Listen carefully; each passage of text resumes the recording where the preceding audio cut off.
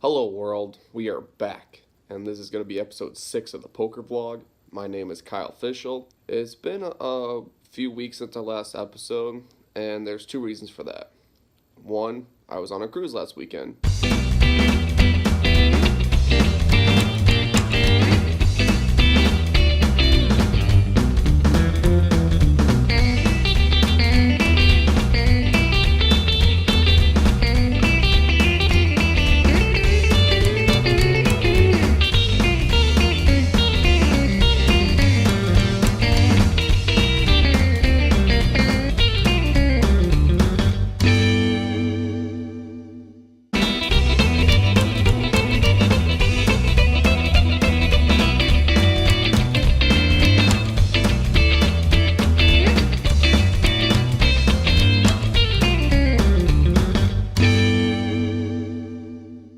Was fun.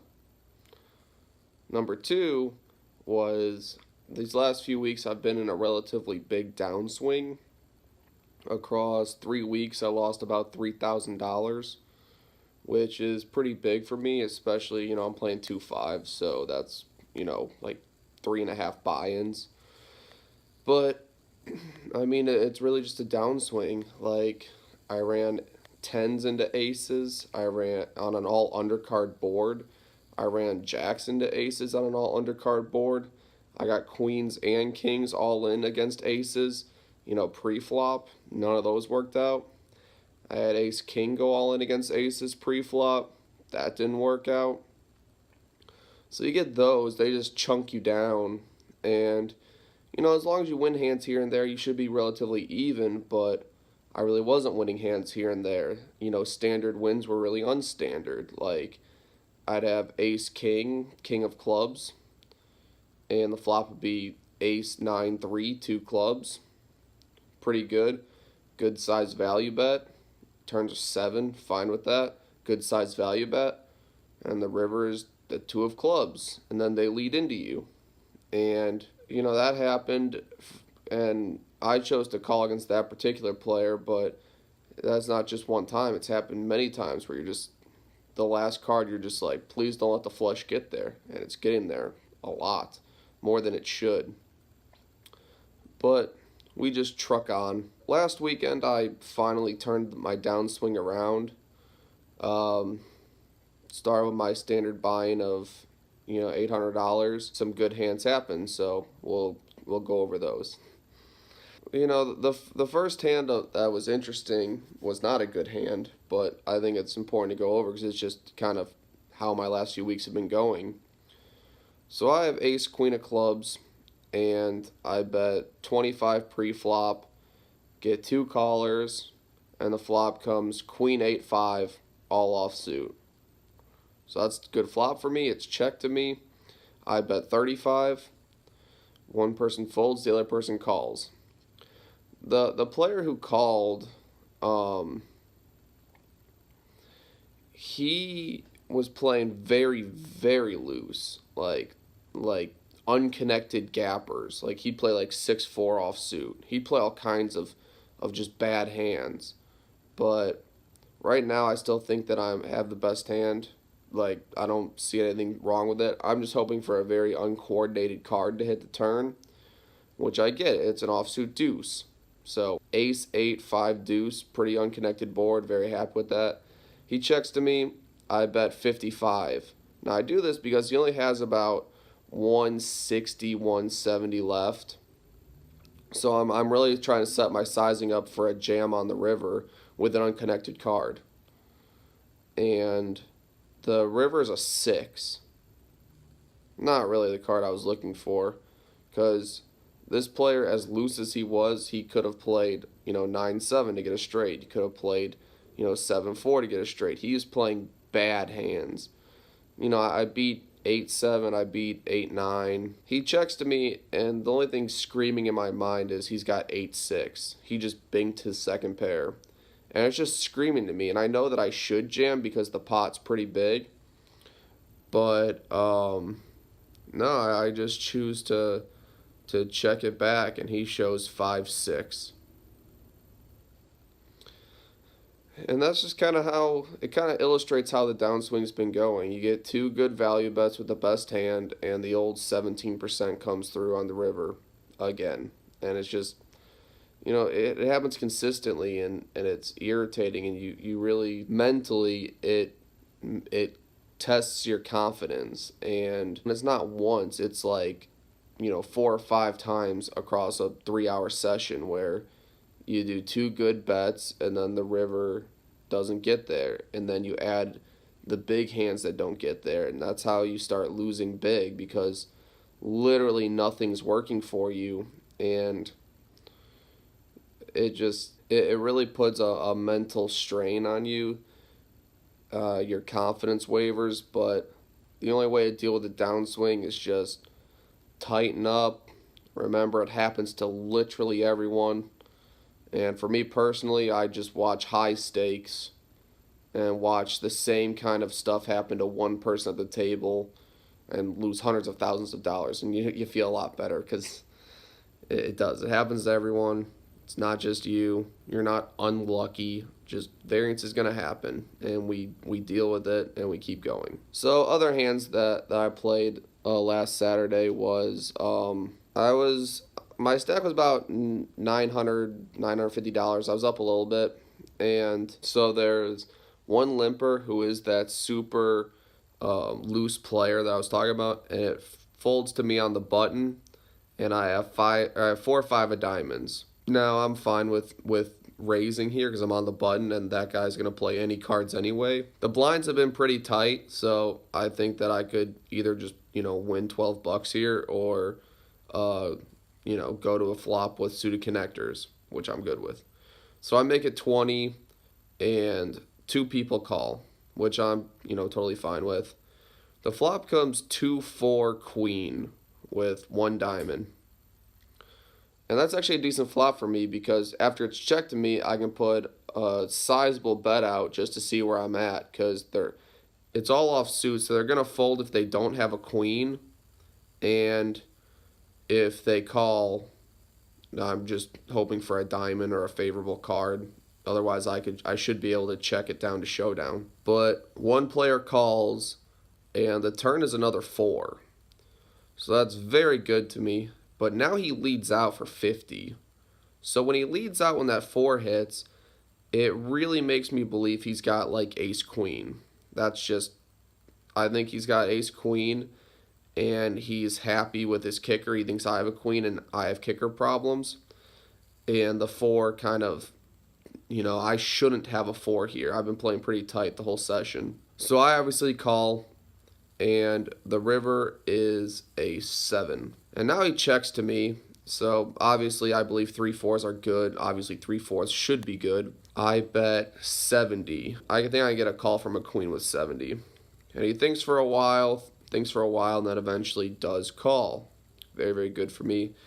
He shows queen jack. So a worse, a queen with not a great kicker, but still a queen. He flopped top pair, stayed for 1 bet. Thought he was good when he thought he had a good turn. It's not a good turn. Worked out for me. A few hands later, I look down at 4 or 5 of diamonds again, and I'm actually on the button again, and I just have a good feeling about it because it worked out for me last time. But someone else made it 25. There's 4 callers. I'm on the button. I decided to call. 4 or 5 of diamonds plays very good multi-way. And the flop is pretty much the best flop I could imagine. It's ace-2-3 all offsuit.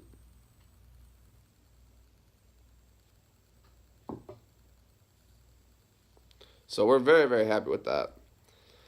And the pre-flop aggressor bets $20. He actually down bets to 20. So I assume he has an ace here and thinks that middling pairs are going to call here. And one other person calls, I call, everyone else folds. So 3 ways to a turn card, which is a 7. He now bets 25. The other player folds, and I decide that I have to push the action now I just don't think he's going to bet the river. And so I want to take the lead now and just try to get my value in on the turn while I still have the best hand. So I bet 60, and he visibly looks irritated and he complains. He's like, "Do you really have ace 7?" Which, that makes me think he has at least one ace, and I don't think he's going to fold to one bet. But because I've been playing very, very tight, I don't think he's going to believe I have ace 7 at all. So he eventually calls the 60, and the river is a king. Now, I really don't like that river because I could much more likely have ace king than I would have ace 7. So when he checks to me, I really don't know how much to bet here because I assume he has an ace, but ace king should help me more. Like if he has ace queen or ace jack, he's probably not going to call a big bet. But I just believe that he's not going to believe me, and I'm going to try to make it look like a bluff. So I bet $150, and the same kind of show happens. "Oh, I can't believe a king hit. Oh, this is so unlucky." And I'm like, "Yeah, you probably have like ace queen, ace jack, and think I have ace king, but it is what it is." I just hope he finds the call button, which he does. And then he shows one king, and then I show my cards and he folds. So he says he has ace king there. I'm not sure I believe him. I only saw a king, but worked out well for me. Got a pretty good sized pot there. And the last hand that kind of made my night was, again, I was on the button, and yeah, I know. I only play from the button, evidently. So I was on the button. I looked down at pocket fours, and the same player from the previous hand made it 25. There's 5 callers. I have pocket fours. I choose to call just because I'm going to set mine, and if I hit, great. If not, okay. Well, the flop comes pretty favorable. It comes king 10-4, 2 spades. So that's a pretty good flop for pocket fours. And the person who is under the gun, he puts out a bet of 50. So he leads into the pre-flop aggressor. There's one caller in the middle. It folds to me, and I have a decision to make. I could slow play it, but because the board is kind of connected with the king 10 and the 2 spades, I choose that I have to raise now and try to deny some equity for those hands and really protect my own value. So I bet 160, pretty big. The under the gun player calls, and the middle position player goes all in for 530.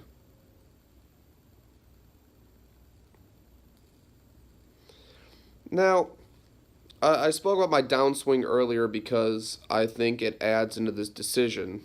When you have a downswing, immediately your mind is going to, how can he have pocket 10s? How can he have pocket kings? Like, could I really just be destroyed again? And I start going through the whole hand very slowly. I take 2 or 3 minutes on this decision, and I just start piecing together both players' hands and why neither of them can have pocket 10s or pocket kings. This person should have raised here with kings. This person should have raised here with 10s. If he had 10s or kings, he would have done this. If he had 10s or kings, he would have done this. And when I eventually decide that he can't have pocket 10s or pocket kings, I think likely hand candidates are queen jack of spades or ace king of spades for the guy that shoved all in. And if the other player who just led and then called also has spades, then I'm in very good shape. So I decide to shove all in. The under the gun player, I'm all in for like $1,200 because the under the gun player had about 2,000, so he had me covered. But the under the gun player thinks for a while, and then he folds. And the player who shoved all in middle position, he showed king 10. That is a very good situation for me. 4 outs for $500+, big pot, and that's how you turn a downswing around right there. Safe run out. And for that day, we booked a profit of $1,888. So that helps you bounce back from a downswing. Fortunately, the next day, downswing happened again, lost 800, but we're just going to try to look on the positive.